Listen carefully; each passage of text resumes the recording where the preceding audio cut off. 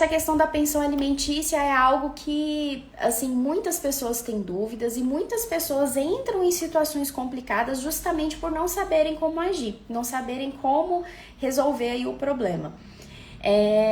Primeiro, assim, conselho que eu dou para todo mundo que passa por uma situação, né, de separação com filhos, é assim que você separar, você regularize, você formalize ali aquela situação com o seu antigo companheiro com relação aos filhos. Por quê?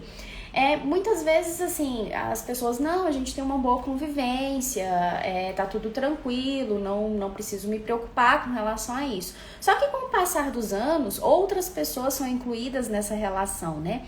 Às vezes o marido tem um outro relacionamento, tem outros filhos, passa a ter outros filhos, tem a família envolvida, e aí nisso vai ocorrendo problemas. Então aquilo que não foi regulamentado assim que houve o divórcio, gera uma consequência muito grave ali depois.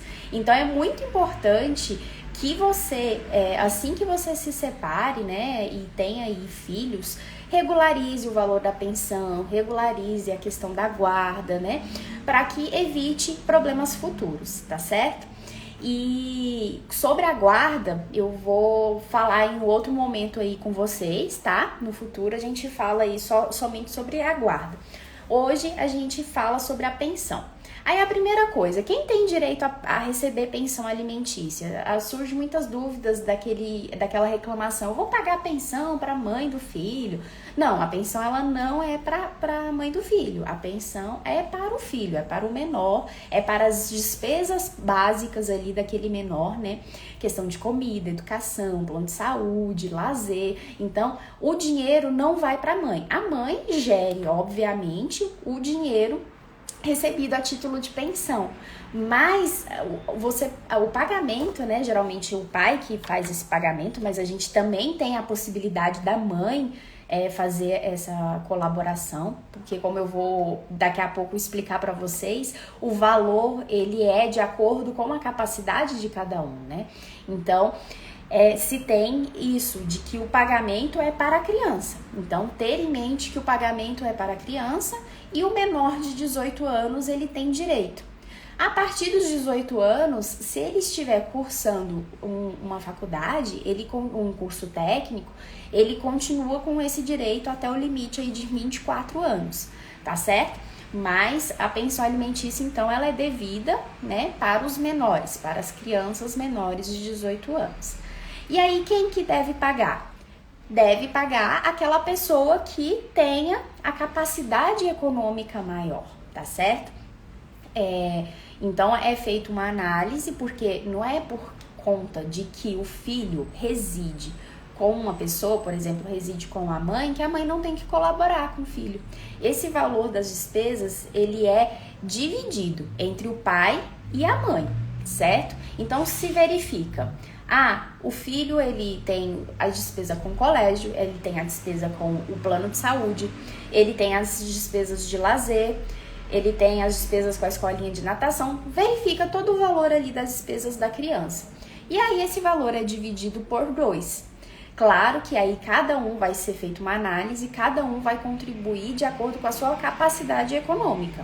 Se quem arca com essas despesas fixas, é a genitora e o filho mora com a genitora, então o genitor, o pai, vai pagar esse valor para a mãe cumprir ali com aquelas obrigações financeiras, certo? Agora, se é o pai que cumpre essas obrigações, ele vai fazer esse pagamento, e se a mãe tem mais capacidade, ela vai colaborar, entendeu? Então, o que se vê não é a questão de eu não estou com filho, eu não pago pensão. Até é uma dúvida que até perguntaram muito aqui na caixinha de perguntas. O fato de você estar com um filho não significa que você não deve pagar a pensão, porque vai depender das despesas fixas, né? Se a criança tem as despesas fixas e é o outro genitor que faz o pagamento, de acordo com a sua com a sua capacidade econômica, você vai contribuir para que o outro genitor continue pagando, tá certo? E aí isso tudo é definido, né, quando se faz ali o processo judicial, ou as partes entram em um acordo, também há essa possibilidade, e aí se fixa um valor de pensão. E aí esse valor de pensão vai se pagando, né, pelo decorrer dos anos, até ter uma mudança da situação ali, da situação financeira, mudança dos fatos, né, que chegou àquela decisão daquele valor de pensão. E aí a gente tem a questão da guarda. Isso tudo tem que ser definido no momento, né? E aí, após essa definição, vai se levando para os anos.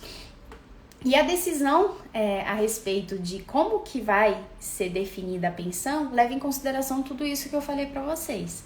Quem que paga as despesas, com quem que a criança vai ficar, levando sempre em consideração, né, que o fato de a criança residir com um genitor não significa que ele não deva pagar nada de pensão.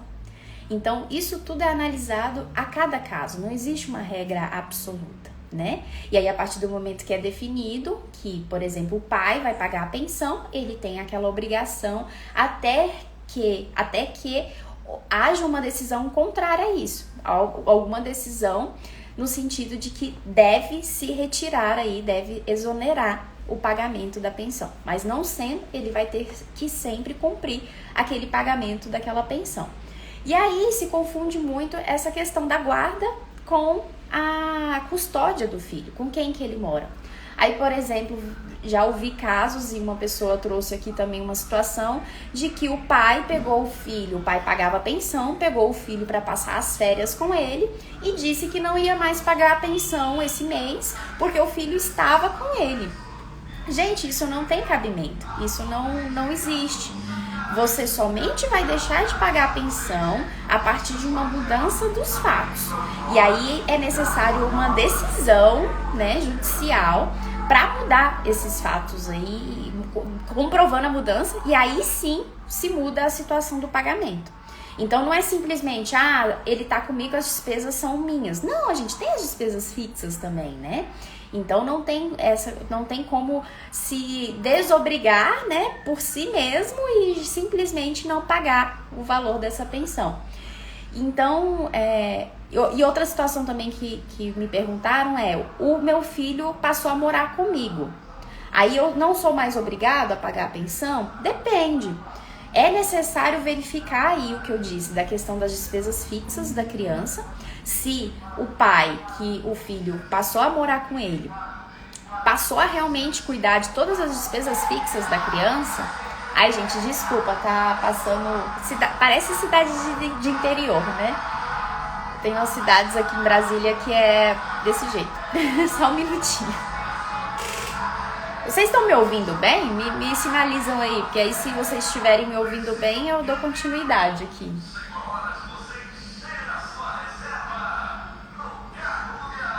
Tá, eu vou continuar, eu acho que tá dando pra me ouvir, né? Então, houve uma situação de que o pai pagava pensão e o filho passou a morar com ele, antes não morava. E aí, eu paro de pagar a pensão? Não pode parar, assim, simplesmente parar por conta própria em nenhuma situação, porque existe uma decisão judicial obrigando, né? A não ser que seja aqueles acordos, como que falam, aqueles acordos de gaveta, né, que fazem. Aí sim, aí entra num consenso, que não é o recomendado. Mas sendo uma decisão judicial, em nenhuma situação você para de pagar. Mas se mudou a situação fática e o filho, as despesas do filho passaram a ser arcadas realmente em integralidade pelo genitor, pelo pai, há necessidade de entrar com uma revisão dessa pensão. E aí, de repente, a mãe vai passar a colaborar com alguma coisa aí para o pai, entendeu? Então, tudo tem que ser verificado caso a caso. E a regra básica seria o levantamento das despesas do menor, né? Verificando ali quais são os custos fixos, e dentro da capacidade econômica do pai e da mãe se faz aí a colaboração dos dois, né, de acordo com a sua capacidade, para a pensão, para o bem-estar aí do filho. Certinho, gente? E aí, por quanto tempo que a gente tem a obrigação de pagar a pensão alimentícia? A obrigação da pensão alimentícia é até ter uma decisão exonerando, tá certo? E essa decisão exonerando do dever do pagamento da pensão alimentícia depende do caso, igual, por exemplo, esse que eu citei. Se a situação mudou e o pai passou realmente a cuidar ali de pronto do filho diretamente, poderia ter uma sentença de exoneração com relação ao pai. Mas, não existindo uma mudança fática, é aos 18 anos da criança. Então, aos 18 anos, é necessário entrar com um pedido de exoneração de pensão alimentícia, e aí irá se analisar se o filho continua estudando ou não. Se ele continuar estudando, essa pensão se estende até os 24 anos. E é só com uma decisão judicial que se pode parar o pagamento da pensão alimentícia, tá certo? E se nesse curso, até os 18 anos, a criança tiver algum problema, o pai ou a mãe tiver algum problema financeiro, ficar desempregado, não ter mais condições de arcar com aquela pensão que foi definida anteriormente, há a possibilidade de se revisar esse valor que foi determinado. Aí entra-se com uma ação de revisão de pensão alimentícia. Ou seja, em todos os casos que se tem, sempre vai ter uma decisão judicial modificando. Então, para você pagar menos, para pagar mais, para deixar de pagar, há necessidade de revisar a situação e ter uma decisão determinando, tá certo? Porque o não pagamento da pensão alimentícia é uma das únicas, né, dívidas civis que a gente tem, que é de pagamento, que pode ocasionar a prisão. Então, é a prisão em regime fechado de até 60 dias. Por conta do Covid, esse período aí da pandemia que estava muito terrível, né? Essa prisão tinha sido determinada como domiciliar, mas já retornou a ser prisão em regime fechado. Então, o pai que não paga a pensão, ou a mãe, de repente, né? Se ele não pagar, ele pode ser preso sim por até 60 dias. São 60 dias o prazo máximo que a lei determina aí de prisão, porque entende-se que é para poder coagir ele a fazer o pagamento e aí libera essa pessoa para correr atrás, né? Para poder conseguir dinheiro, conseguir trabalho, para poder aí arcar com esse valor da pensão alimentícia. Então, nunca se deixa de pagar a pensão alimentícia sem uma decisão judicial, porque senão você está descumprindo essa determinação, né, essa sentença, e pode ocasionar a sua prisão. A cobrança da pensão alimentícia, a justiça tem um rito especial, um rito mais rápido para poder se cobrar. Então, com o débito de até 3 meses de pensão, entra-se com a ação, né, com a execução desse valor para ser recebido, e a penalidade é a prisão aí do genitor que deixou de fazer o pagamento. Só que ocorre, gente, que se tiver períodos maiores, aí tem que entrar com uma ação, um cumprimento, né, separado, um processo separado, que aí não tem essa obrigatoriedade, não tem essa penalidade de prisão. Por que isso? Porque entende o seguinte: os alimentos é um valor essencial para a sobrevivência daquela criança. Então, no prazo aí de tentar 3 meses em atraso, a criança está precisando muito ali daquele dinheiro. Então, tenta-se ao máximo de corrigir quem deve pagar, que é o alimentante, né, da melhor forma possível, que é com a condenação à prisão, para que ele cumpra o que foi determinado. Se passou de 3 meses o débito e a pessoa não procurou, né, a execução, não significa que não vai receber, mas o rito vai ser de penhora mesmo, vai buscar bens e não tem essa penalidade mais da prisão, certo? Então, a prisão é referente aí aos últimos 3 débitos, né? Os 3 meses de débito já pode entrar direto com o pedido de prisão. Então, assim, eu tô devendo só 1 mês. Assim, pode-se entrar, tem juízes que entendem, né? São decisões bem conflitantes. Tem juízes que entendem que 1 mês não justificaria, teria que esperar os 3, mas com 3 meses você pode sim ser preso pelo não pagamento, tá certo? Resumindo aí a questão dos alimentos, juntando, né, as dúvidas que eu recebi aqui, Tem uma outra coisa que eu tô esquecendo de falar. Sempre a gente anota e sempre acaba esquecendo. Questão de material escolar, que a gente tá aí nesse período, né, de início de aulas. O material escolar, ele não precisa ser arcado aí de meio valor por cada um. Entende-se que o seguinte, o valor da pensão alimentícia, ele incide sobre férias, sobre 13º, e esses valores aí são para custear essas despesas a mais que vai ter com o colégio, que a gente sabe que tem todo ano, né, com material escolar. Então, o pai que paga a pensão alimentícia já e paga a pensão alimentícia sobre o seu 13º, sobre suas férias, ele não tem obrigação de colaborar aí com o material escolar, tá certo? Acaba que, assim, eu particularmente acho injusto, porque quem tem filho sabe que o material escolar é muito caro, né? Só que a pensão alimentícia, infelizmente, ela acaba não sendo justa em nenhuma situação, né? Porque a gente tem aí, para quem paga, muitas vezes oneroso, né? Mas para quem recebe não consegue fazer quase nada, né? Não consegue fazer uma compra, comprar, sei lá, 2 cestas básicas no mês e acaba o dinheiro. Então, acaba sendo injusto, mas é a regra, tá certo? Tem uma perguntinha aqui. O incapaz pode ter seus alimentos exonerados pela questão da idade? Ou nesse caso o juiz avalia? Ele avalia a questão do incapaz, né? O incapaz é avaliado também, né? Sempre a exoneração vai vir de uma avaliação. E se eu não sei se eu entendi bem, mas há casos, por exemplo, que a criança ela tem uma certa deficiência, né? Então ela continua sendo incapaz mesmo a partir dos 18 anos, né? Então nesses casos, o pai ou a mãe que contribui com a pensão alimentícia continua contribuindo, né? Continua com aquela colaboração, porque a pessoa não tem condição de se inserir no mercado de trabalho, não tem condição de ter uma vida normal, né? E realmente, Larissa, quem fica com a criança sempre tem mais gastos, né? Tem mais gasto, tem mais trabalho, né?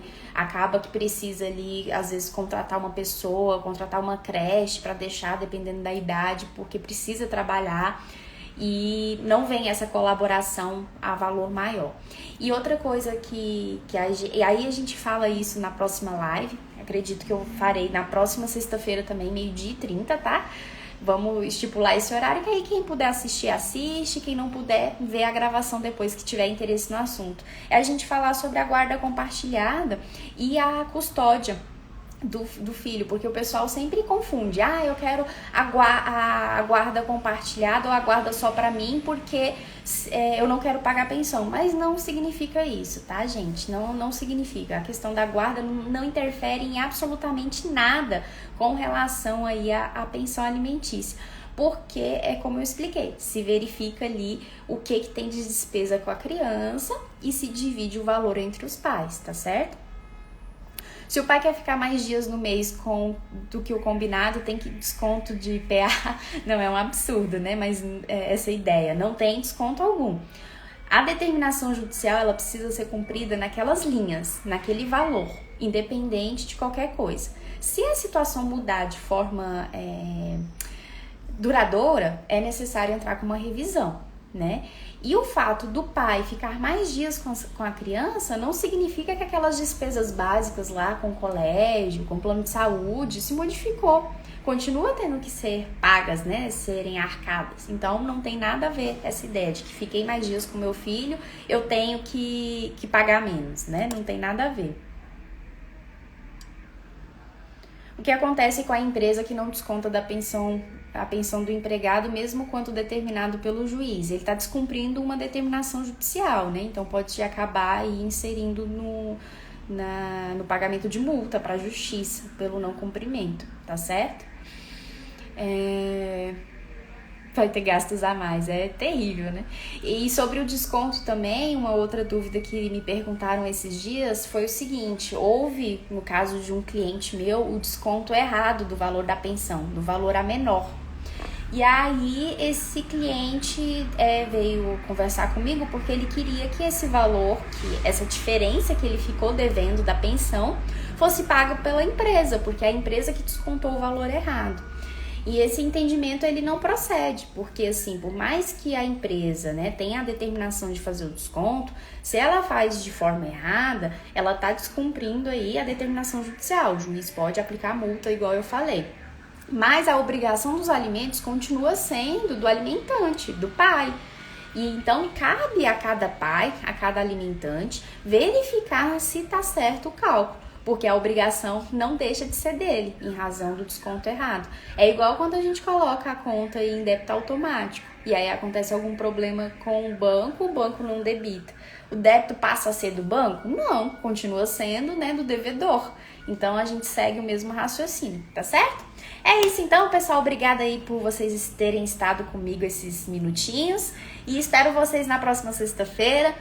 Mandem essa live, mandem para quem vocês conhecem aí que estejam com dúvidas com relação a isso. E sempre procure um profissional para melhor orientarem, para evitar, né, fazer acordos, igual, por exemplo, a Larissa perguntou do pai que ficou mais dias com o filho. Aí se a mãe não sabe disso, já pensou? Ela, não, tudo bem, paga menos aí, para poder evitar problema, né? E não é o direito, tá só negando o direito aí do filho, tá certo? Tchau, até a próxima.